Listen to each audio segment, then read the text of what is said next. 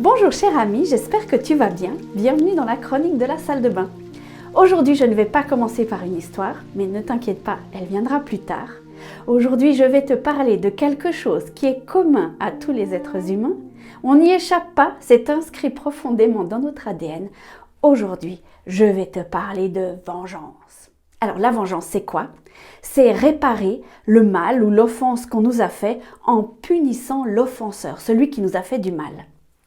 La vengeance, il y en a partout. Il y a les petites vengeances et il y a les grandes vengeances. Mais plus on a été blessé et plus on a envie de faire payer celui qui nous a fait du mal. Il faut qu'il crève. Combien de fois on a eu cette petite phrase dans notre esprit?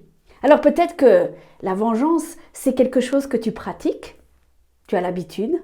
Peut-être que tu es quelqu'un qui dit « Non, moi jamais la vengeance, jamais, je suis une bonne chrétienne ». Eh bien, je pense que tu te mens à toi-même parce que tout le monde a une fois ou l'autre dans sa vie pensé à se venger. C'est une petite pensée qui vient comme ça dans le fond de notre esprit et qui vient s'insinuer et qui se loge au fond de notre estomac et qui grandit. Alors, je ne vais pas m'étaler sur les mécanismes de la vengeance. J'ai écouté récemment un podcast qui s'appelle « Les émotions ». Tu vois ici la référence et qui parle de vengeance. Je t'encourage à l'écouter et comme ça, tu comprendras mieux comment ça fonctionne.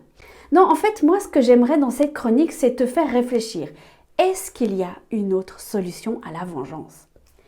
Et voilà donc mon histoire. Quand Nelson Mandela est devenu président de l'Afrique du Sud, il avait passé 27 années en prison.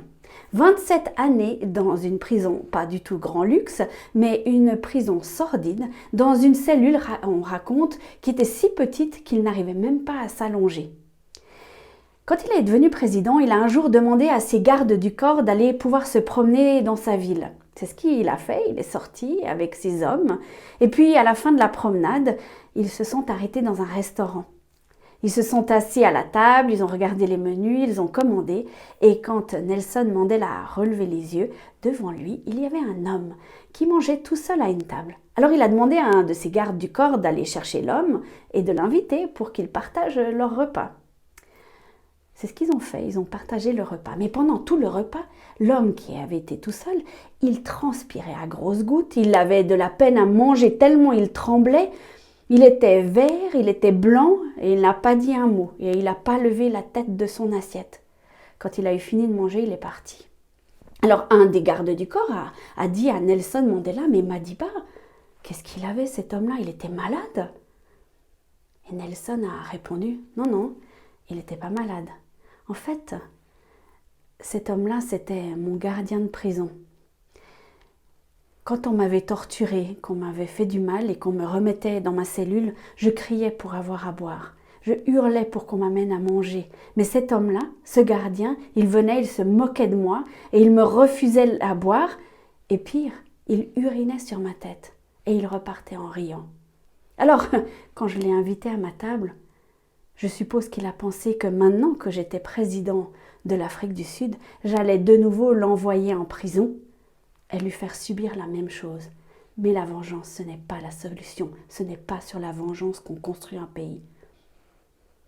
Belle leçon de vie, n'est-ce pas?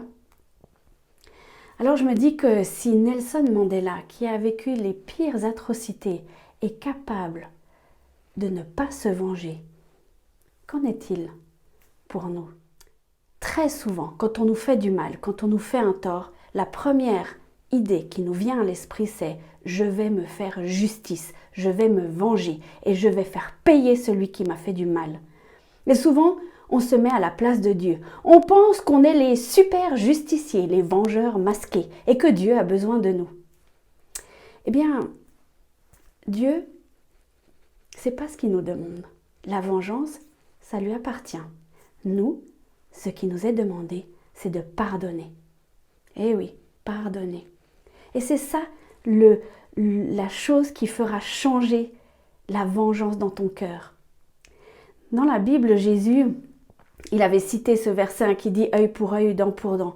Mais lui, il allait plus loin et disait « quand on vous a fait du tort, tendez l'autre joue ». Alors, comme d'habitude, C'est plus facile à dire qu'à faire. Quoique, peut-être que pour cette fois-ci, ton plus grand défi, ce sera de dire oui, j'ai des envies de vengeance. Oui, j'ai envie de faire payer quelqu'un pour le mal qu'il m'a fait. Et déjà de le nommer, c'est un grand pas. Mais je t'encourage cette semaine à te pencher sur cette problématique-là et de demander à Dieu, qu'est-ce que je peux faire quand j'ai des envies de vengeance? Je ne vais pas m'avancer, mais probablement que le mot pardon viendra très vite à ton esprit. Alors je te souhaite une belle semaine remplie de richesse et de bénédictions et je te dis à bientôt.